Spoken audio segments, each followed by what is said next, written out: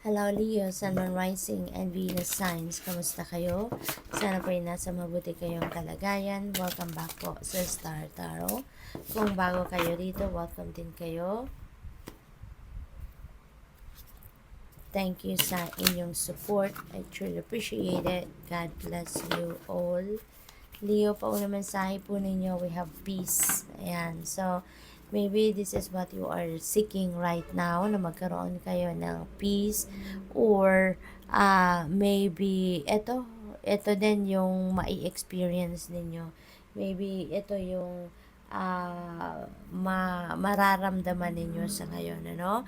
Possible na kung ano man yung mga gumugulo sa isip ninyo, gumugulo sa damdamin ninyo, posible na yan ay may solusyon na, posible na yan ay mag-fade away na, because maybe you have found already kung ano yung mga hinahanap ninyo, no? Kaya magkakaroon na din kayo ng katahimikan, kapayapaan, no, sa inyong pakiramdam.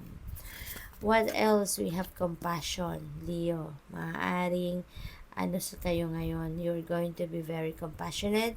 Maaaring kayo ay you're going to display, no, your compassion to people around you. Maaaring meron mga taong lalapit sa inyo sa ngayon, hihingi ng tulong, hihingi ng kahit anumang pabor para sa inyo, no, in any way. Or possible din na kayo yung nangangailangan ng compassion. So, maaari din yun. Depende sa inyong sitwasyon. Baka kayo yung nangangailangan ng tulong ng iba, nangangailangan ng pagmamahal ng iba, yung gano'n. What else? We have career. Ayan. So, siguro, focus kayo ngayon sa inyong career. No? Maaaring ngayon, ito yung pagbibigyan ninyo ng mas maraming oras, panahon, at atensyon. Probably then, merong mga pagbabagong magaganap sa inyong karera. There could be opportunities, no? There could be potential out there, no? Para sa mas ikaka-improve, ikakaganda, at ikakabuti ng takbo ng inyong karera sa ngayon, Leo. You have forgiveness, napakaganda, kasi gagaan na rin ang inyong pakiramdam, diba? Pag nagpapatawad tayo, ginagawa natin ito hindi para sa mga taong nakasakit ng ating damdamin, but we are forgiving because we are doing ourselves a favor. So ngayon, maaaring meron na kayong willingness to forgive, no? Those people na nakapagdulot ng sakit ng inyong damdamin.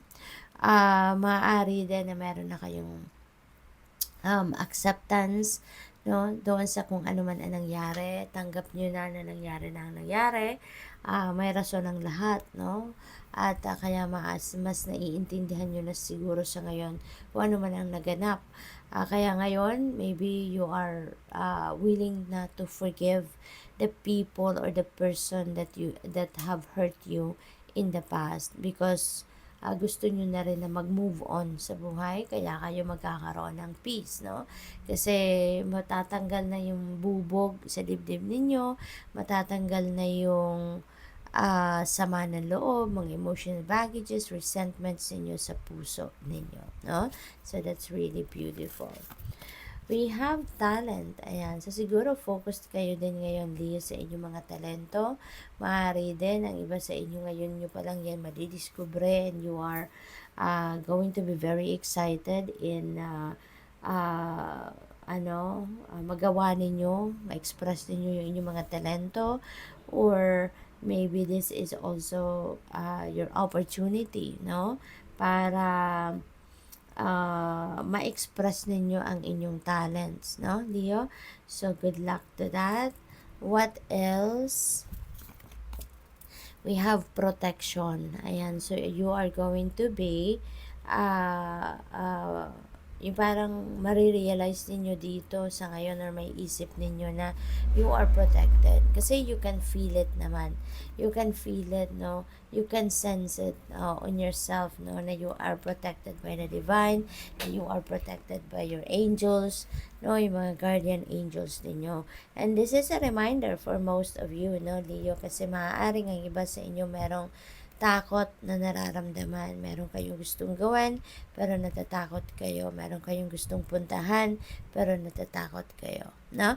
Maaaring ganun ang nararamdaman ng iba sa inyo rito. But you're going to be definitely feel it that you are protected kasi eventually, mararamdaman ninyo na you are secured. Diba? You are, physically secured. So, what else? We have freedom. Ayan, napakaganda rin, kasi magiging malaya ka na. Maaaring you are restricted, by someone, or you are restricted by something. Dito, meron kayong gustong gawin, pero hindi ninyo magawa. You are controlled, siguro, by someone or by something dito. Kaya, ngayon, mukhang iniisip ninyong baguhin na ang inyong sitwasyon. And maybe that will, result in reclaiming your freedom, reclaiming your independence, at babawiin nyo na yung inyong kapangyarihan sa sarili ninyo. Babawiin nyo na yung kapangyarihan ninyo over yourself. Okay? What else? We have travel. Ayan, so merong mga travel na gagawin kayo, Leo. Maaaring meron kayong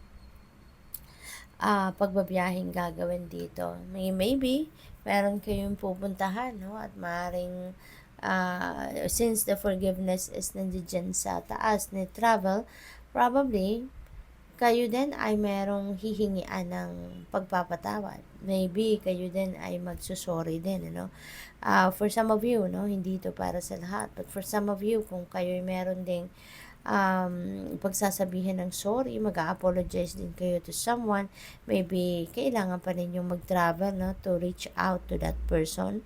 Maaring physically talagang pupuntahan ninyo ang taong yan. Possible na ganon. But for others of you, this could be for other reasons. Baka meron kayong trabaho, baka meron kayong opportunity in other places that will require you to travel. So, maaaring ganun ang ganap. So, good luck. Thank you for watching. Love and light. Namaste.